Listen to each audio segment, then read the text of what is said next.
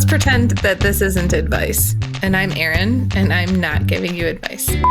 It's not advice. I can't help myself give advice. I don't mean to. I don't want to. I want you to be able to live your life, but I know how to do it. I'm a huge know-it-all, and this is where I practice not giving advice to people, except I totally give advice to them. I'm a lawyer turned professional certified coach, and I just happen to give the best advice. But this is a podcast, not a coaching session, so I obviously don't do that here, except I do. This is not advice with Erin Conlon, your know-it-all lawyer coach friend. This is not advice. On this week's episode of This Is Not Advice, I have Nick Libert. Nick is a real estate agent, a mogul. He has a television show called Selling Chicago. And I know him because he sold me my house. It took 2.5 years for me to find where I live. And what I know about Nick and what I think you'll take away from this is that drive and ambition is not the only way to do business. I think you'll hear about anxiety and taking care of yourself, and also just what it means to really work for the future you want to have. And speaking of which, that's kind of what I do as a coach, is to get really clear on what your future is and work towards it. So if you have any interest in clarifying and achieving your future, reach out to me. I would love to talk to you. Hey, Nick. Erin, how are you? Oh my God, I'm so happy to have you here. You got to tell people who you are. Well, I'm excited to be here. Thank you for having me. And it's just a pleasure to see you, especially after all the madness of COVID, but just in general, it's been a long time. So I see you on social media, but it's not the same to actually interact and catch up. And I want to hear more about what you're doing. But I'm Nick Libert. I am a real estate broker here in Chicago. I have been doing real estate for 23 years. This is all I've ever done, actually, since college. Went to law school, thought I wanted to be a lawyer. And like Erin, learned that may not have been the highest and best calling for me. But I decided that actually before I was even done with law school. I did finish. I passed the Illinois bar, but I never practiced. I just had already fallen so in love with real estate. So I've been doing this for 23 years. I own a real estate brokerage in Chicago called Exit Strategy Realty. Started it in 2009, right as the real estate market and kind of the rest of the world was falling apart, with 8 agents. So it was a very small brokerage. It now has over 300 agents all across Northern Illinois. Expanded too big. Maybe that'll be something we talk about later. Expanded too big, went into other states, did not have boots on the ground, but realized that right here at home, where I understand real estate and have been selling it and know the ins and outs, is where my home is and where I best coach. So, Erin, I know you have a passion for coaching, and you and I are both building our coaching businesses. That is where I didn't think I was going to love. Managing people is not my thing, but coaching and empowering people and showing them what I've done wrong, because I've made a lot of mistakes. Erin, you knew me when I don't think my service was quite as systematized as it is now. And nobody's ever perfect, but we're always growing. And I love sharing so people don't have to go through some of the stuff I went through, and they can do a better job than I did. And it's a fun thing. It's a fun thing to help other people in an industry that's got a lot of challenges. It's got a huge amount of opportunities, but a lot of challenges. So I'm excited to share and hear more from you and actually get to see your face. So I mean, it's so great. Well, first of all, Nick, you helped me after how long we looked for 2.5 years to find my condo. But she's really fun, guys. She's great. She's very witty and exciting. So I had fun with you, but it was a while. Yeah, well, I remember we put offers in on so many places. We got outbid by $1,000 or cash offers. And, that was in 2012 and 2013. And we're now in 2021. And I hear that the real estate market is, excuse my language, fucking bonkers comparatively. It's insane. Yeah. What the heck is going on? Why is everyone losing their mind over houses? Well, the interesting thing is I always, it's funny. I equate when I first started working with you as kind of as when the market had bottomed out, and Yeah. it actually statistically bottomed out in January of 2012. And since then, we've Hmm. had this. The market recovered. You and I both bought, so we're both in our home offices right now. You and I bought in January 2012, closed in February of 2012. I'd stalked my place for 6 months. So, you and I both are, we, when we know what we want, we're going to grab it. But it takes a while to find it. Yeah. And that was a totally different market. Since then, what's happened is the properties got more expensive because they were artificially low. It was crazy. If you bought in 2010, 11, 12, you're probably sitting on a lot of equity right now, which is great because then Yeah. Erin, you and I have the flexibility to do some of the things we want in life, which is amazing. But the people coming in now, they are money is so cheap. Money is so cheap. And that is the big driving force. So what I'm coaching my clients to do, because I do coaching for agents and I do coaching for clients. And the coaching for clients is, so, slow your horses down a little bit. You don't need that property. Let's not get into these crazy multiple bidding wars, because even though money's cheap, you still have to pay the payment. So Right. it's also, money is cheap, but then your principal that you owe on the property, if the market does go down a little bit, which we can talk about market fundamentals or overall stuff, I want you to drive this conversation, but it's your show, not mine. But I would say, if you're asking me, what's going on in the market right now, I would say it's starting to balance out, because this summer was nuts. It was insane, freaking Yeah. bonkers.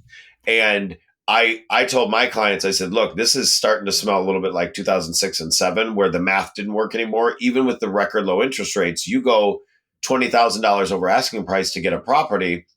What if the market contracts in 2 weeks? Yes, you have a cheap interest rate, but you've overpaid, and now Right. nobody wants that property. So it really, it's a balancing act between getting the client what they want and making sure the client understands that what they also need is a decent deal. And I would rather coach my client out of a particular transaction or help them see that there's going to be more properties coming. And right now it's all of a sudden the inventory is up, and the buyer showings are down about 30%. And so what that is the buyers have kind of bought, and the hype is over. And so in the meantime, Oh. some sellers, not you and I, but some sellers are going out there going, well, wait a second, I can, get a bunch of equity, do something else with my money. Well, money is cheap for buying. So there's opportunities, but you just have to be patient and educated. And not every real estate agent feels that mission, and not every consumer really cares. They just want to get a house and say that they bought. Hmm. And so, I want my clients to be of a mindset that this is a serious decision. It's not just a roof over their head is serious, but it's also, this is a financial decision that could positively impact you, like you and me, or negatively impact you if you go in without the proper mindset. It's interesting. I think one of the reasons why I loved working with you is because we had a similar understanding of like, why buy a house, right? Like, buying a house is, yes, a place to live, and it is also an investment, but it's got to fit you and it's got to work for you, and it's got to be in a place you want to be. And it's not just about like making the investment. It is about, how do you want to live? And that's Yeah. kind of hard to explain to people when you're like real estate shopping. I think it got a little easier when the pandemic hit. I think it got a little easier when the pandemic hit, because guess what? We got stuck in our houses for 6 months, And so you and I remember when when we're sitting there going around, and I've always said, I lived in a one bedroom once. There's nothing wrong with a one bedroom or a studio, but I always said I wanted to be able to work from home. Even though I used to preach to my real estate agent, you've got to go in the office, you've got to go in the office, you want the energy. And now we have all this technology, like the technology you and I are on today, that we can see each other, we can interact, you can record it and play it back on all your great podcasts, situations. But I've always wanted a second bedroom because I always wanted the opportunity to work from home.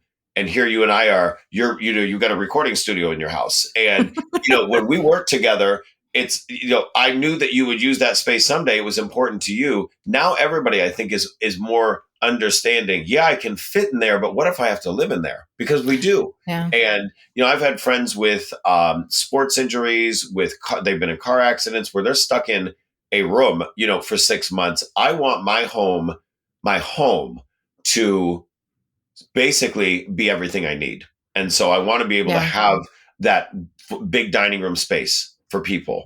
I want to be able to have the space to work and entertain. I want to be able to space to have my stupid Peloton, that I love.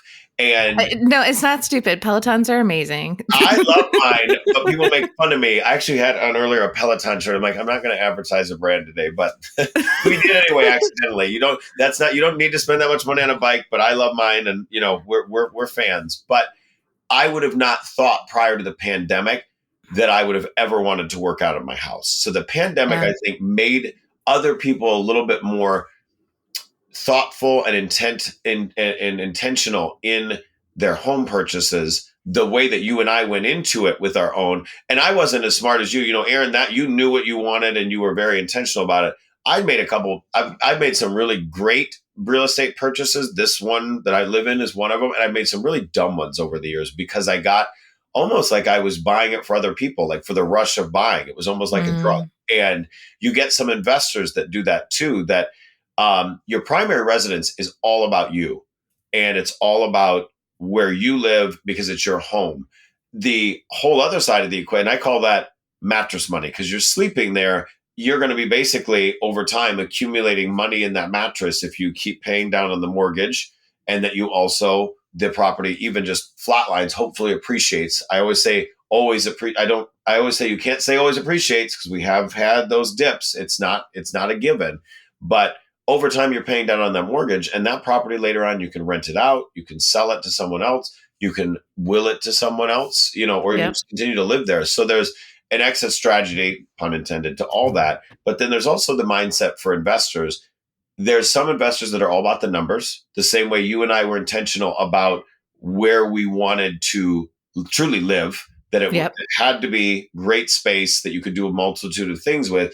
There are investors that come in with, I really want to make sure that I can always pay this mortgage payment. Well, that was me too. I was always like, I don't want to overbuy. I don't want to overcommit. I don't want to undercommit either. So that in 3 years, I'm like, I've outgrown this place and I need to get the heck out of here. Because you may not in 3 years, if now we happened to buy at a great time, but you never know what's going to be a good or bad time. You don't want to sit there and go, well, I definitely am going to outgrow this in 2 years. Well, then why buy it? There's unless you're going to sit there and say, okay, well, then that has to be a rental. Well, then you got to make sure the condo association likes rentals if it's a condo, or if it's a single family home, then it's rental appropriate. And then it's in an area that'll be conducive to renting. There's so many factors. And to finish my thought, because sometimes I don't finish them, my thought about investor mindsets, the proper investor will really make sure they can make that mortgage payment, that there's multiple exit strategies for them, whether it's renting, whether it's selling the building, turning it into condos. And then there's the investors that kind of like some of our friends that are first-time buyers that just are so excited to buy, they want to buy something. There are investors that get a rush on the buy. That, oh, I bought this building, I was able to slap my name on it. Or, I can tell my friends that I've got 100 doors. Well, if you've got 100 doors and only 80 are functioning cash flow doors, you have a problem. You have a business that's not running properly. So either way, it's all about taking a breath, realizing what you need, and doing it in a manner that is not rushed and not doing it for somebody else. You got to do it for you, either as an investor or a homeowner. Nick, what is your big vision for your business? One of the things I love about you is how many people you mentor and how many people you bring up. And I know that you have a TV show and you're just kind of crushing it. So what's your 5-year goal, 10-year goal? What are you trying to do? Well, I've always got, I showed Erin before we were on together. I'm not going to do that for everybody else because I think I might lose our connection. We don't have any video either. We can I've got videos for everything, but if you flip this around, you'll see I've got a whiteboard installed in my wall. Now that may be a little crazy for some people, but my friend Brock did that for me. He helps me with my design stuff. And I've always got a vision way ahead of me and then steps to get there. And the reason why is when I started in real estate, I had no vision. And Yeah. I would start out at Coldwell Banker, nothing wrong with that company. But in 1998, I started there. And within 3 years, I thought I was a hotshot. And I just went and started my own company, slapped my name across the door, and had no plan. And let me tell you about no plan is a plan to fail. I fell flat on my rear end. I started my company. I have great timing. I started my first company when I was independent before I joined Exit Realty many years later in 2009, before the market crashed. When I started my first company, it was September 4th, 2001. And Shut so, the I mean, front just door. the week to the day before 9/11. So not only did the world have chaos, I had no structure to get me through the chaos. I didn't respect my database. And I didn't have a plan for anything. And so that really over time, I realized not only do I need a plan, I also want to have a vision. I want to have Mm-hmm. motivation to get out of bed because, Erin, you and I have known each other a long time. We don't talk every day by any means, but we both have been through some stuff. And I want to be able to get out of bed with a vision. And my vision is that I'm not only empowering people through real estate, because this is going to be one of the largest financial decisions you ever make. It can't be your only one. You can't only invest in real estate. Yeah.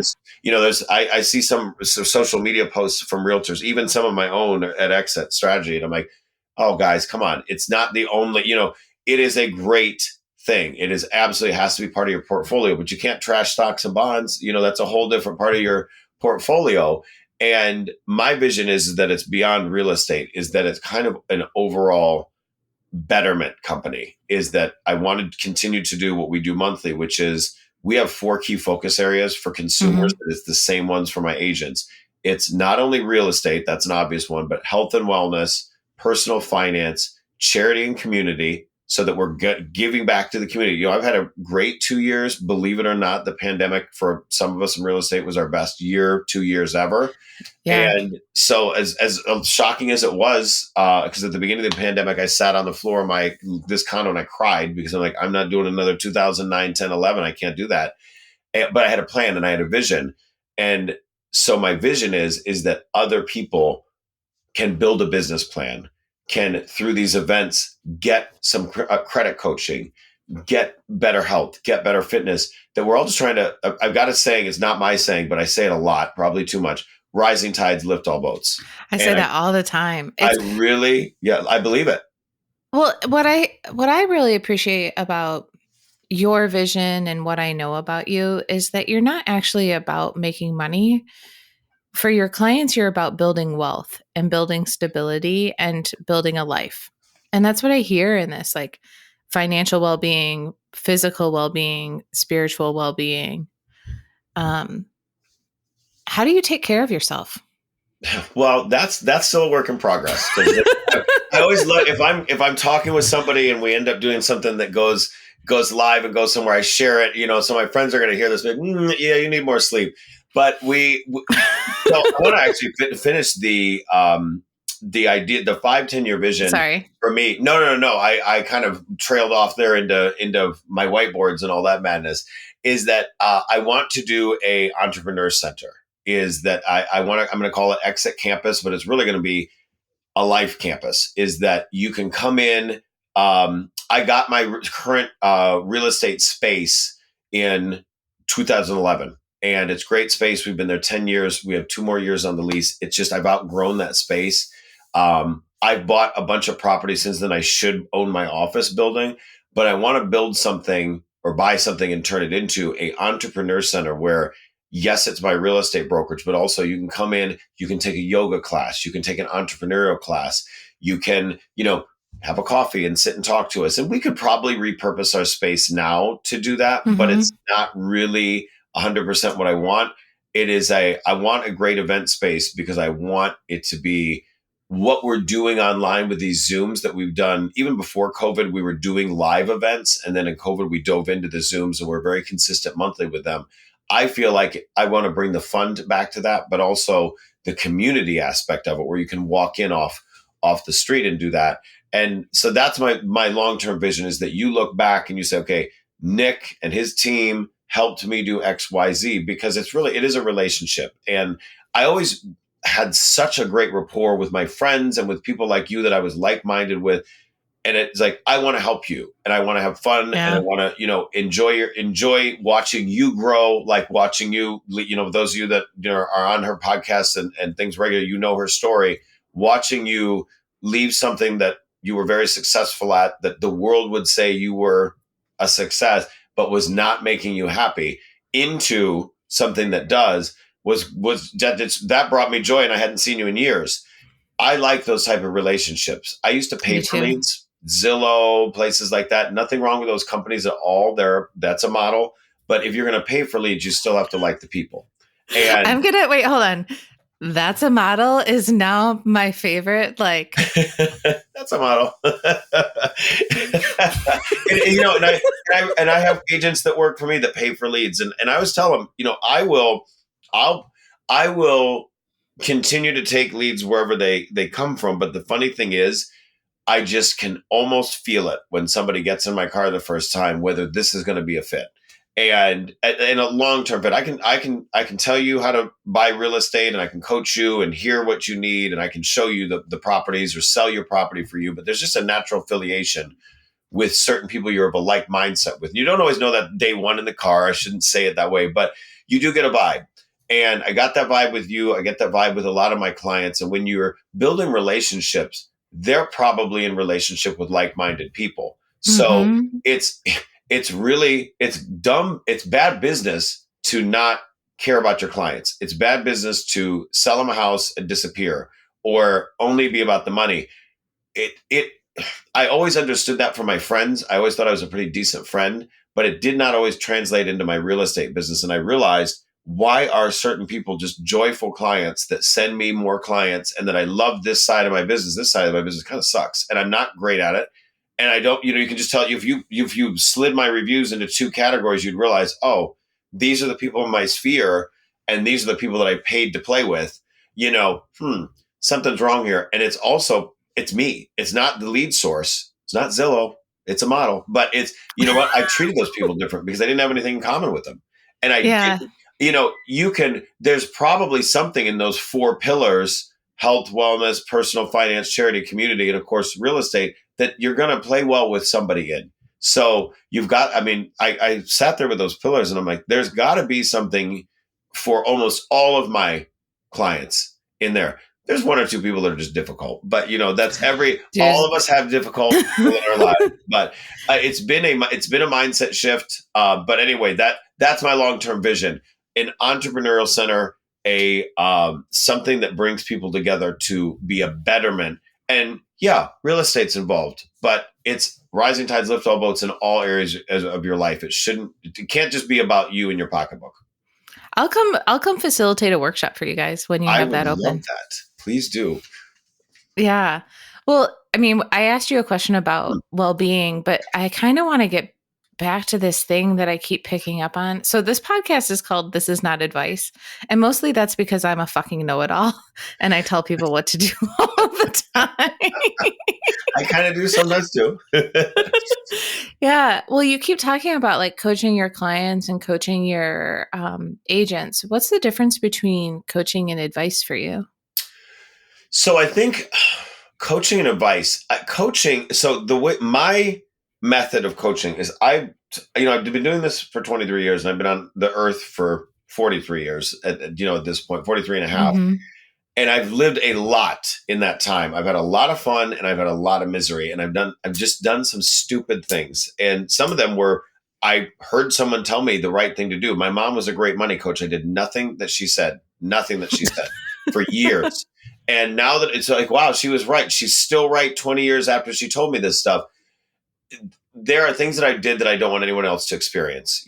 Right before when I met you, Erin, I just come out of some of the worst period of my life, which it was tied to money, but it was also tied to life and the life experience around me, not taking care of my body, to go back to your body, not taking care of my health, not having any vision, or having a vision and not executing on it because I was sleeping until 11 a.m. That I didn't do the miracle morning routine. I didn't understand the compound effect where I'd try to, diet by having a drastic change in my diet that was unsustainable. And that's, we started talking about doing this conversation prior to me putting together Project X. And Project X was a really a slap in the face of, I've never had as good a year financially or 2 years as the past 2 years during the pandemic.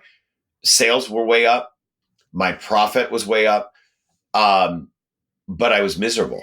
And that was almost like with your law career. And it wasn't that I stopped loving I love real estate and I love my clients and I love doing these consumer events because they're different and it's fun. And we do help people in all areas of their life, or at least those 4 focuses. But what I created around me was a unsustainable environment of the grind. We glamorize the grind so much. And oh my God, the grind is bullshit. It is, and it took me all the way till this summer. And, I've not shared this. I think people know this, but it was not on my Instagram where you and I see each other most. None of my Instagram that I got a different car. Now, I used to be loved, and I still love to share success because I think sometimes, you sit there and you're like, okay, that person, how do you know that they're successful? Unfortunately, sometimes you have to humble brag or self promote, but you didn't see that. Got a new car because I totaled my car in February. And what happened? On my way to a client of mine, she may listen to this. She's a great friend, long-term client, bought the year before you did, lived right down the street from me. I was selling them. We were going to the suburbs. A lot of people did during the pandemic. Luckily, they were not in the car with me. I was not texting and driving. It was the middle afternoon. But it was like, was I mentally, really present? Yeah, maybe. But I earlier that morning sat there making my breakfast and I thought to myself, God, I just want to stay home today. And I'm like, I can't remember the last Sunday that I was just able to sit. And I thought, you went into real estate. You went into being an entrepreneur to control your schedule. I can look at my bank account and go, this is amazing. And one of the things the pandemic gave me was the ability to stop, give myself a pause, and realize where my money was going out the door. Because it's one thing to make a lot of money. There were years that I made very little money in real estate because I was doing the wrong things to get leads and or nothing to lead generate. Like you as a business owner, we've got to generate leads. We've got to, get people into our database and create value for them. But then you also, if you're making money, you have to learn where to save money. And I had not taken the time. I hate when people say, I don't have time. You didn't make the time. I didn't make the time to set the systems in place to save money and create some tricks for myself. Like my company, Exit Realty, they give residual bonuses. So I get a lot of residual bonuses from them. I've been there a long time. I built a strong business with them, coaching involved. And I cut up the debit card to the bank account that I started putting them into. So I separated them out. So if you've got like a side gig, a side hustle, you're driving Uber, hide that money. Sometimes you have to do it to make ends meet. When I first started getting the bonuses, when I first came to Exit, Erin, I think you remember a couple of my team members, I'd sponsor them all into the company. I'd get the 10% bonuses. I'd spend that. Some months I spent it to live, but then I'd spend it to have fun. And then I learned, well, if I saved it, and so the pandemic, I said, well, wait, if I'm putting in a separate account, I got to stop spending out of this account. So I cut up the debit card. I threw away the checkbook that went with the account, and suddenly have finally a retirement account that looks like how I work, the level. I mean, you know me, I work very hard, but I also like to play hard. And I realized that that car accident, my lack of sleep, I was sucking the joy out of my own life. I was my own pandemic. And I realized that it's sometimes it's taking a pause. Sometimes it's, putting better people around you. And I had wonderful people around me. I wasn't asking for help.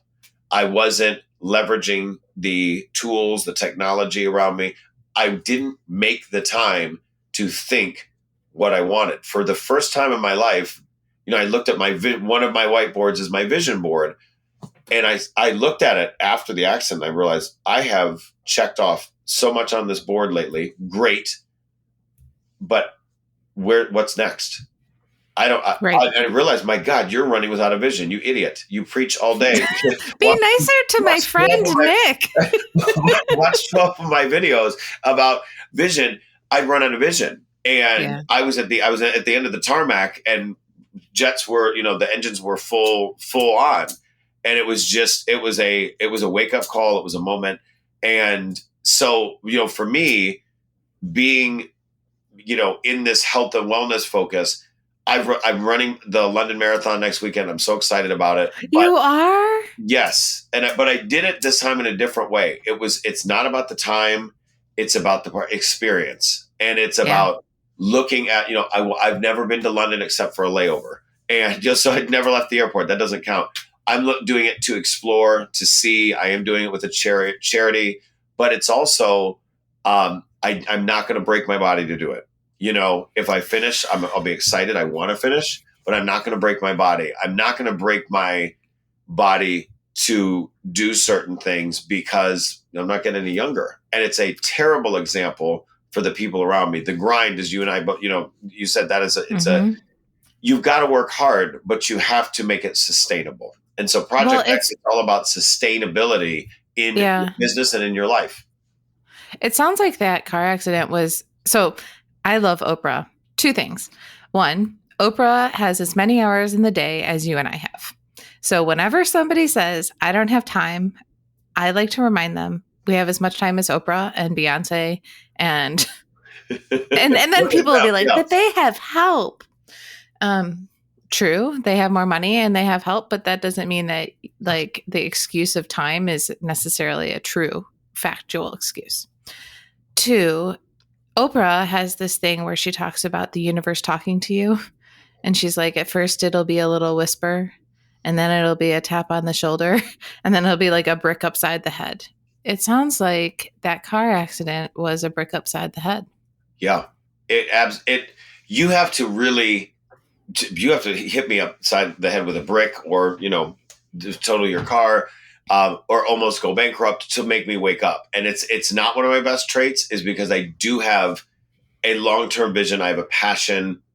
Sometimes that passion, that long-term vision gets almost, it gets me in with blinders on, which can be great to be hyper-focused, but it also, you do need to turn around a little bit. I do look in the rear view. I'm always a big person of, learn from your mistakes, but it's also like, do be aware. I'm self-aware, but be aware of what's going on around you, where, we'd go on a trip. You and I are, social media is great because we do know the highlight reel, at least, of everybody's life, the highlight reel. But, in the highlight reel, I'm on the trip. In the reality of the trip, I've got my laptop with me, and I've missed half the trip because I'm sitting in the Airbnb, doing my work or XYZ, most of the time because I didn't plan ahead, or I was playing catch up, or I hadn't delegated, or haven't communicated that I was out of town. And it was, again, my own fault. But that car accident kind of put that into, well, wait a second. That's my life is out of whack. Where else is out of whack? Kind of looking around. And so sometimes take your blinders off. It is great to work hard. It is ridiculous to work yourself into the grave. Running there's no point in it. The ground, or into a wall or a tree. There's just no point, because it's, if you're providing for your family, or if you're providing for yourself and providing a legacy, beyond that, it's really, it's a lifestyle as well. You've got to live this life. You're not going to be able to take the certificates and the plaques to the grave. You will take the memories and the legacies, though, as long as you can. So that sounds cheesy, but it was a brick against the head. It was a moment of pause. And I'd rather share this stuff, than just be like, look at me, I'm great. No, I'm pretty messed up, effed up. But I try to learn from it and share from it, because everybody's got something good and everybody's got something bad, about them. That's just human nature. That's being what are you doing to like, so as a coach, you didn't ask for this, but this is where I give you unsolicited advice that you didn't ask for. But I hear an opportunity for you to take on a practice or something to hear those smaller messages before they become bricks. So how could you do that? Well, that would you like to help me with it? I think, here's what I am. Here's what I am learning is that I have preached ad nauseum the Miracle Morning book for so many years because it changed my life. But Mm-hmm. I kind of got the blinders on where I focused on the activity part of it. I didn't Yeah, focus not on the the why quiet. behind it. I didn't focus on the sitting down, the scribing, the what is your vision, the silence, silence. Oh, missed that. Headphones in ears, energy drink on, getting ready for the run, reflecting on the run, but thinking almost making it into a to-do list. Yeah. I started seeing a therapist for the first time during COVID, You and I did? know you were probably I'm like, so "Ooh, maybe it's excited for and you. it was one of those things. It was just, I had a couple friends that we were sitting around talking. It's nice to have a mastermind of like-minded people. That took me a long Mm-hmm. time to build. And when it gets built, you listen sometimes. And that was, we had some feedback for each other on a lot of stuff over time. And I'd had people mention to me prior to the car saying, you need to get more sleep. You need to take a breath.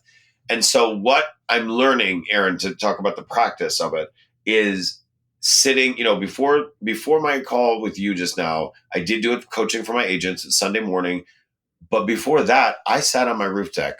And you and I have not been to each other's houses. We need to get over and catch up. But my little roof deck is my little sanctuary. And especially after that time, I just sat up there, did nothing, no phone, shocking, no phone. Sometimes I bring a little notebook. Sometimes I bring no book and I just sit up there. Mm-hmm. And that's when I'm like, just hanging out. That's when your mind goes in those places of, I would really like to X, Y, Z, or I'm really not. And sometimes I'll think, I have not talked to this person in forever. I should check in with them. Stuff that when you're going a mile a minute, you're not thinking. I lost the art of Yeah. doing personal notes. I used to do personal notes and things like that when something good or bad happened in somebody's lives, and just stopped doing it. Just got too busy to do that stuff. And sitting up on that roof deck, I'm like, when was the last time I wrote a note to somebody? A real handwritten note, even though before we started the podcast, we were talking about how terrible my handwriting is. But it's just, there's so much you can do if you just take a moment to pause. And I am the worst at it. And so I've basically had a time block, as sad as that is, to say, okay, if I'm going to do X, Y, Z, I'm going to go on my Peloton or I'm going to go to the boot camp or whatever, or go running on the lake. Before then, I want time before then that has no agenda, that has Mm-hmm. no, and that's why the Miracle Morning, I love it because it's like, get your butt out of bed so early that you can't be bothered by everybody else. Because by 8 a.m., the world's getting at you, whether that's family, friends, coworkers, clients, no matter what business you're in, no business, you've got people getting into your world. And so if you get up early enough and get that time to yourself, and maybe for some people that's late night time, it just did not work for me. I find that if I start the day with that quiet time and then some exercise and meditation, which I never meditated prior to COVID, that was a joke to me. Why do I need to think? I think all day. See the cute people, but it's been this pause has been a lot for a lot of people, but there's been some silver linings and things of growth if you looked for them. You had to look for them or get hit Yeah. in the head by a brick to I mean, for me, the brick was like a breakup that I couldn't recover from. I was like, I did recover from it, but I just was like, this is ridiculous. I was a breakup. I'm so miserable. And I had this realization that like there was no way that I was going to like my life if I didn't like how I spent my days. yeah. It was as simple as that. I didn't like how I spent my days. I wasn't proud of the work that I did. I happened to be a work-driven person.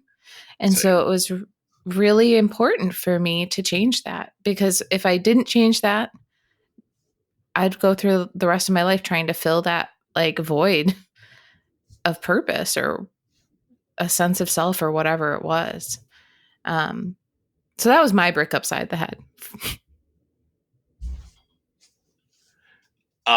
Sorry, you broke up a little bit there. Oh, sorry. I just said that was just my break upside the head, was like having that breakup be the realization that like, oh, I needed to like my life as it was. And and you have to, and that to me was a wake up call when realizing that, I've been I've always been, I thought, experience focused. I would have thought that I would have picked up on that aspect of my life being out of whack, that I wasn't enjoying the experiences, but I was checking the boxes. That was, Yeah. well, I went to that event. Well, I did that. Well, I saw that this person. Well, I got that award. Well, I got that certificate. Well, that's in my bank account. And to realize that, it was all working, but it wasn't working for me it was a real blow to the ego too, because it's like, well, wait, I'm coaching other people. And I also was like, well, wait, if I'm telling everybody else to do it this way, and I'm not giving you the caveats, and I'm not giving you here's what you need to do in downtime, and I'm not doing any of that either. I'm selling you some snake oil pills. Yep. So that was just it was a slap in the face, and I'm like, damn it, I got to course correct. And so it was a quick course correction in theory, but the execution of it really took through the summer to get, okay, I'm not, you know what? I'm at capacity.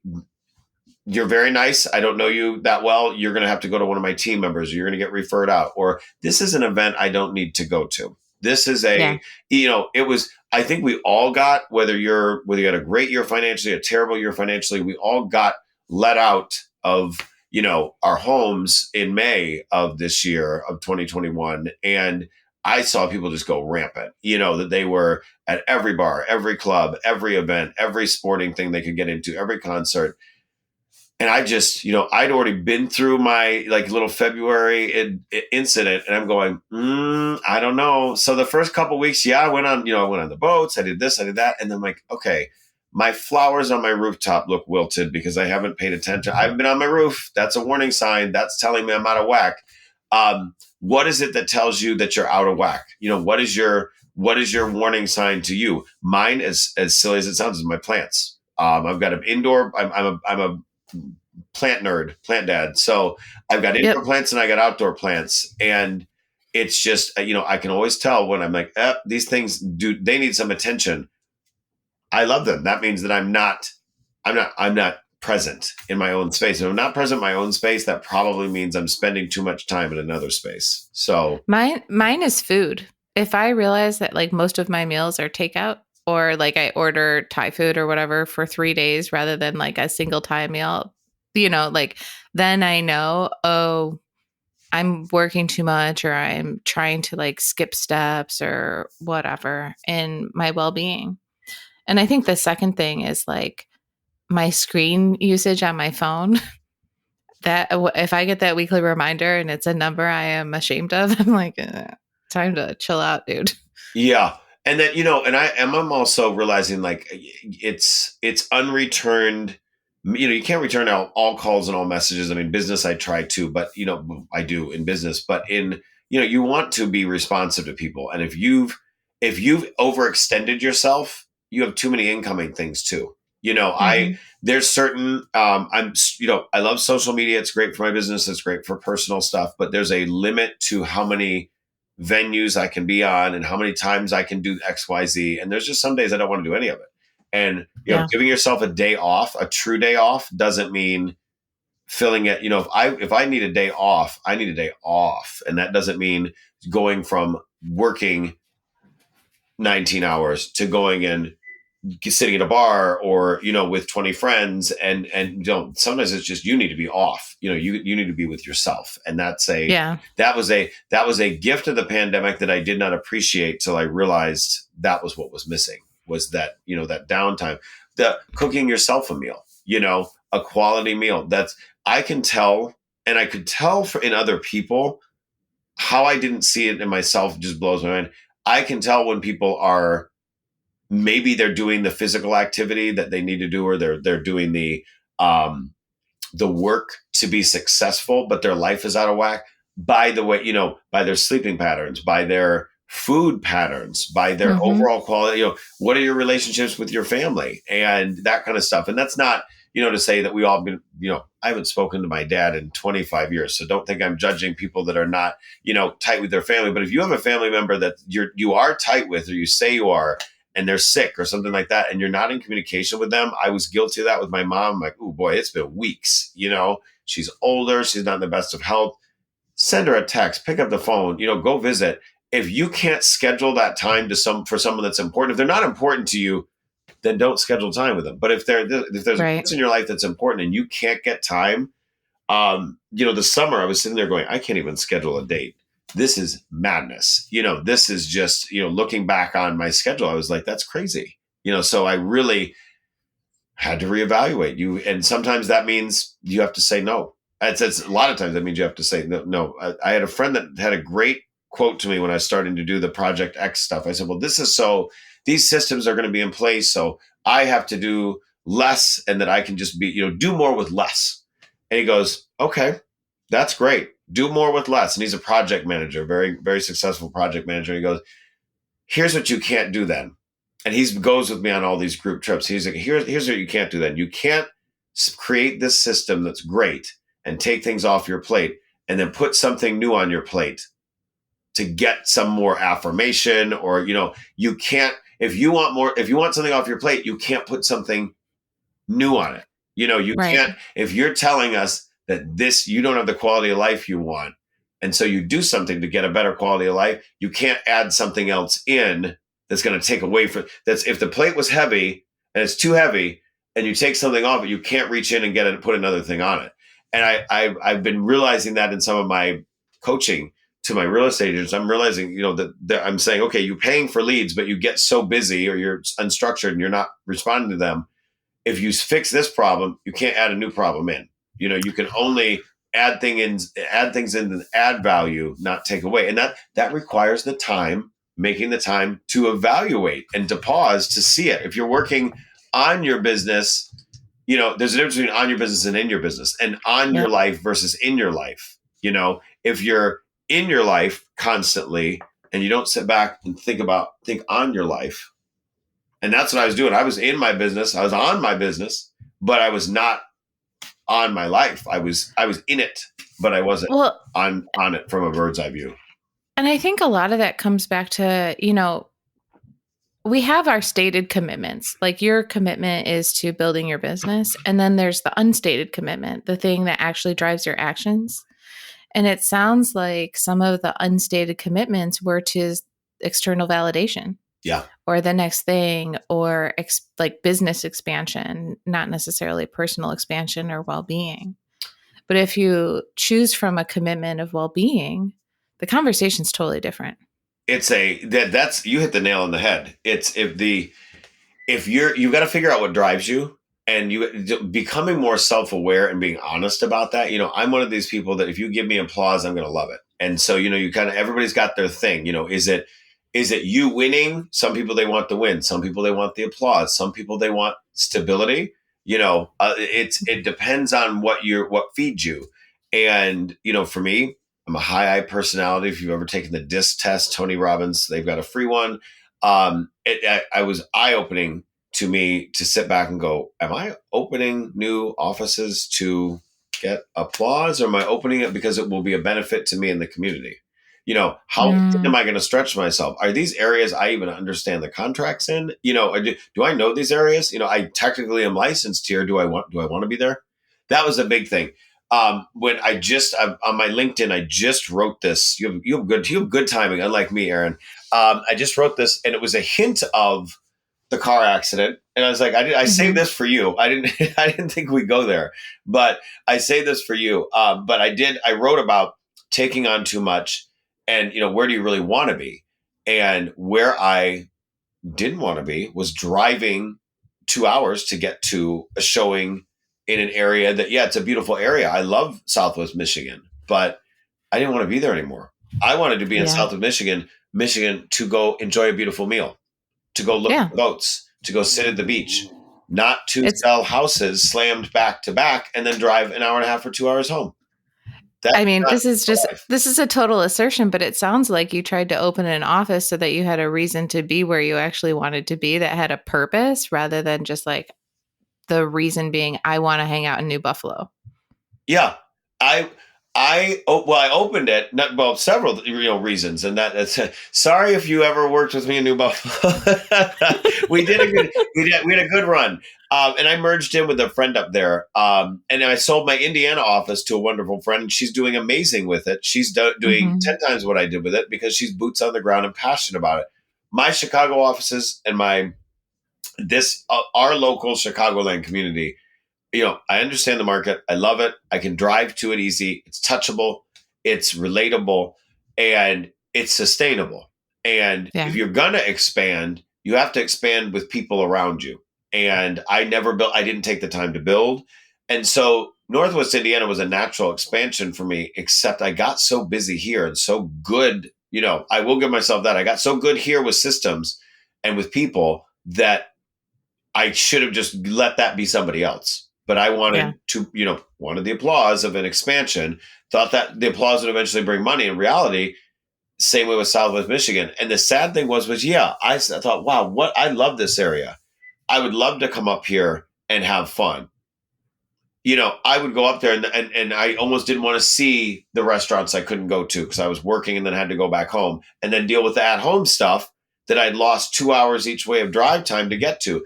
And everybody's got that something in their life, whether it's, you've picked out, a childcare provider that cancels on you. And so you've got to take care of your own kids sometimes, or whether it's driving to, pick up something that could have been delivered that would have saved you an hour at the grocery store. If you can, do Instacart or something, where is the stupid stuff that you can take away so you can breathe, not so you can add something back on your plate so that you can breathe. And I mean, that's been it, game changer. yeah. Well, and it's kind of like this performance anxiety thing that happens where like performing to alleviate anxiety becomes the motivation rather than like getting present and being okay with yourself and like not letting anxiety run your life. That is it.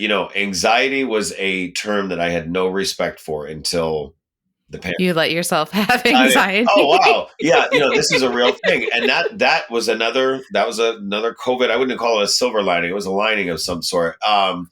And I had like probably 2 or 3 panic attacks in my life, and they were all in the last like 4 or 5 years, and it was all related to just over committing and under delivering, or over committing and potentially even seeing down the road that this shouldn't have been committed to in the first place, but never anxiety. Did not understand it. Did not respect it. I was like, this is somebody that just doesn't want to come into work today, or doesn't want to come to this party or this event.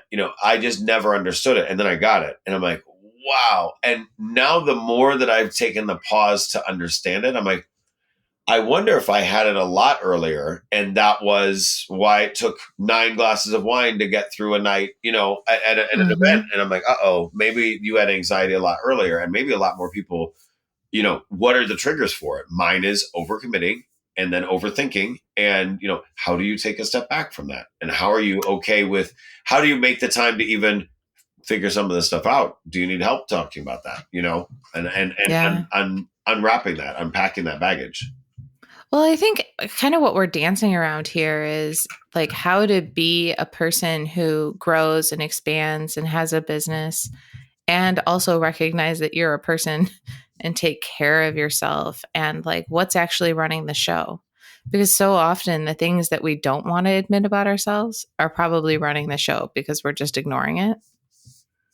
It's, for me, it's, you have to, I've done a lot of journaling this year. That was a big thing. Oh, yeah. Because I think that, you can create a narrative in your mind, or, you can create a brand that is, that you end up believing your own bullshit, pardon my language, and that there is there's always like, there's 2 sides to every story, and somewhere in the middle is the truth. None of us are perfect. None of our brands are perfect. None of our services or products are perfect. But beyond that, you're not perfect. And I just, sitting down there and journaling thoughts and concerns and, changes in life that are going on. That's been helpful to me. I mean, I'm a work in progress. So this is, if you asked me some of these questions a year ago, the answer would have been I'm evolving through things, and I think we all are always. But I think the challenge is always checking in with yourself. I would say that Yeah. checking in with yourself. I loved to, and I still love to say, I don't take anything back training wise that I've said, but I love to say, check in with your money. Check in with your money. Check in with your database. Check in with your money. Check in with yourself. I was doing no self check-ins. And so it is, I'm not, probably taking all the actions at once that I need to course correct. I'm having to take baby steps because there are people that are relying on me in business that I can't pull the plug on this instantly or add this instantly or hire another person instantly. There's not money raining down from the sky. And there are only 24 hours in a day. But like you say, if Oprah and Beyonce can do this and build these empires, Nick Libert and Erin can certainly manage their time. And that's where I think the self check-ins, giving yourself the time to self check-in and just instantly saying no to a couple things. That was, if anybody is listening to this or watching this, that's like, yeah, because there's been people that are like, oh, I haven't seen you, here in a while, or I see you're doing, more blogging and what's going on with you?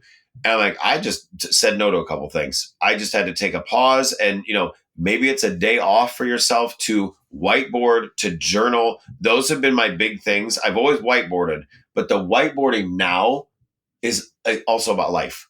My vision board used to look like a material list. Then it started to look like finances and empowerment for other people. Still no lifestyle. Still no life. Still no quality of life. It's not a lifestyle. Still insinuates assets. Quality of life. What is the quality of life you're building for yourself and the people around you? And if you can't even give yourself the time to journal, to whiteboard, to vision, to read, to learn from other people that are doing it better than you. Erin, I think you've seen me talk about the book. It's a newer book to me, Think Like a Monk. I was already reading it prior. I already knew something was wrong. I already knew something was wrong before that accident. It was just, I wasn't there yet, Well, just for whatever it's worth, like, you're not the first person to have this experience. And it's so common that, like, you could probably find a million books about having the car accident or having that moment or having the heartbreak or whatever it is. And the thing that we yearn for is often also the thing that we avoid. Yeah. So if you yearn for closeness with human beings, you might be a hermit.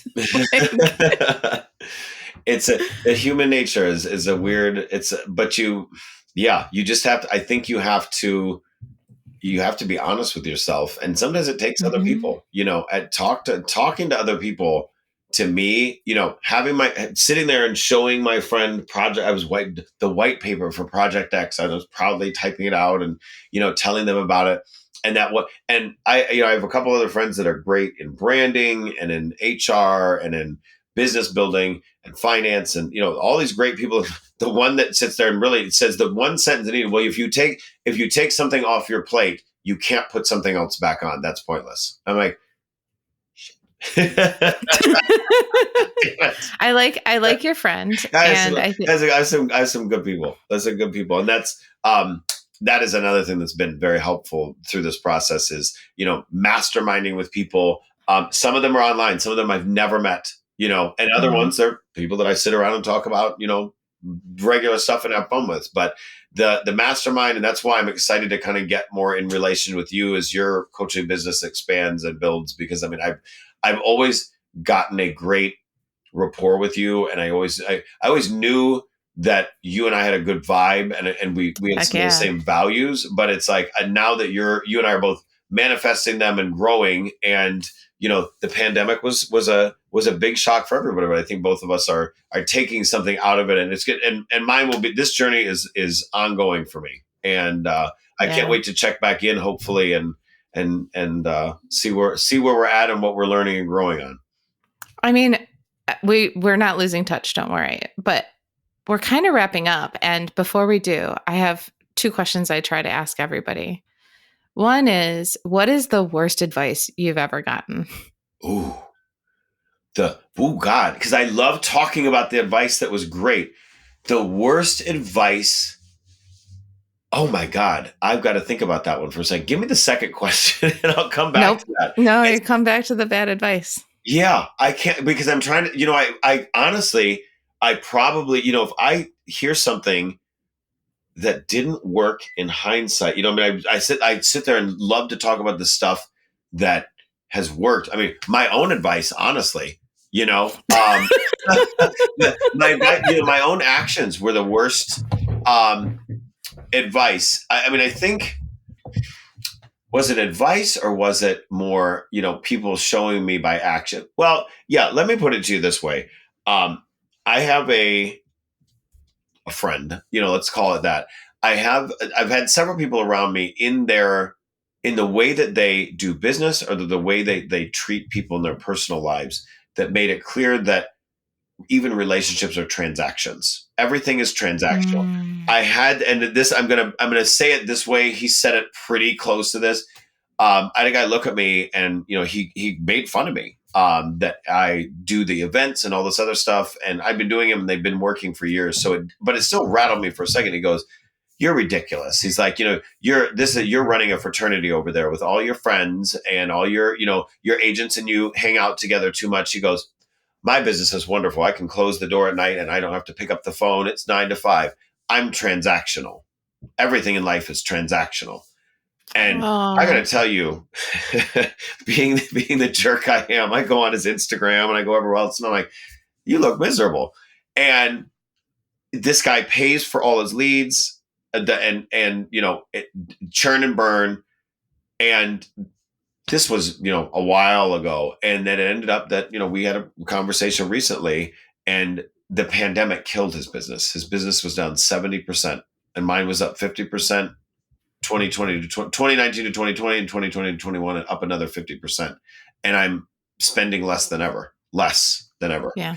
But on the personal side, I've seen people. No one has said that it's a transaction to me. That I don't have friends that do that. But it really, on the personal side, I see that same mindset, and everything in life is a relationship.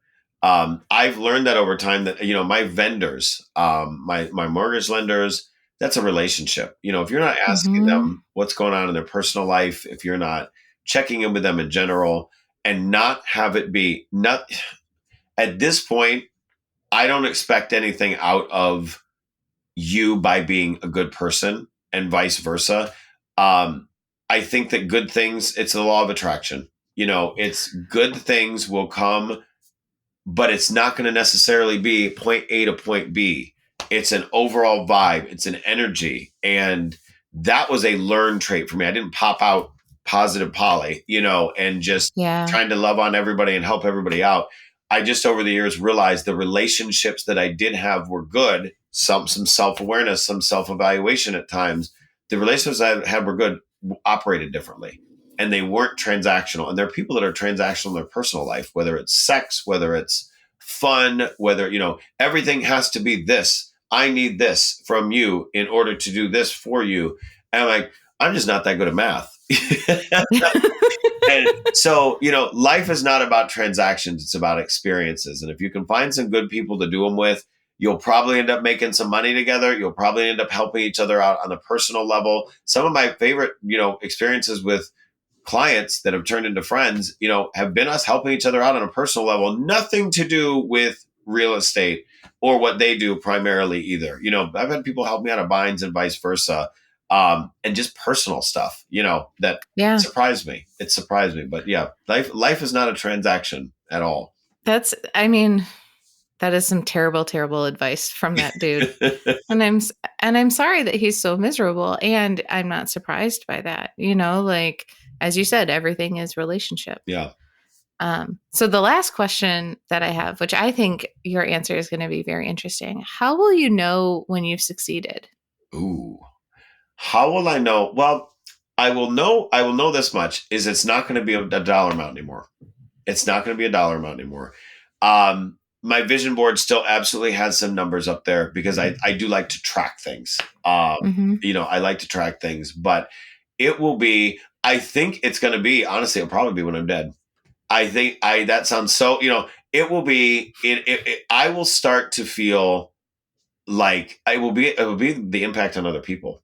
It will really be when somebody turns around and says, Nick, I put my kids through college because you sold me that house in 2001 and it's now 2040, and I took the equity out, or we paying for, I want to see the impact, not of the immediate impact. Oh, Erin likes the condo I sold her. Awesome. No, I want to hear about what, Erin did with the money 20 years from now to fund a charity. I want to see, I would like to see Exit Realty, my offices of Exit, build habitat houses, not throw some money at it, but physically go out and sweat and build some Habitat for Humanity houses. I set that as a goal for 2020. Like so many of us, we got off track. I think that's also kind of an excuse, because now we haven't done as much in general this year with that organization or with some of our other ones. We got to get back on that. I would like to see impacts that where I've done something that then they did something, like the compound effect, but also that it's going way beyond me. It's a multiplier. It's an aggregator of action. So I hear success for you is legacy. Yeah. And you could have not told me 5 years ago that at all. And it shows we're getting older, Erin.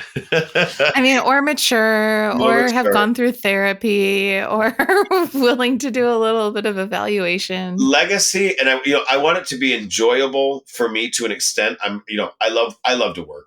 I love to work. Don't anybody get the fact that I want a quality of life to mean that I don't like to work. I love what I do, and that won't change, but I want to enjoy it, but I want to have other people around me enjoy it. It is going to be a legacy at this point.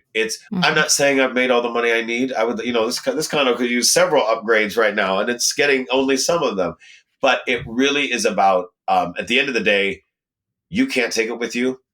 I like nice stuff. Not gonna lie. I like nice stuff. You can't take it with you. But It would be, I would like to leave a legacy of empowerment and of people. Rising tides lift all boats. So let's leave it with that. Rising tides lift all boats. And if I can know that the tide rose a little bit, that'll be enough. That's so awesome, Nick. Thank you so much for doing this. Really cool. I love talking with you. I'm glad we got to hang out. It's been so long. Yeah, this was really, this is not where I thought this would go either. I enjoy the heck out of this. I have done so many of the business ones, and and they're fun and they get technical but this was fascinating. I can't wait to see, what you find a value in it. And it'll be a good one to share, because I think people don't ask these questions. This is not the questions people ask, but they should be asking these questions. And I wish I'd listened to podcasts like this, You're welcome. Yeah. there's 20 of them now. Now I'm going to listen to them. I love it. This Is Not Advice is brought to you by me, Erin Conlon. If you are interested in learning more about my coaching practice or how we might be able to work together, please visit erinconlon.com. This podcast would not have happened without production support from Cedar Cathedral Narrative Studio.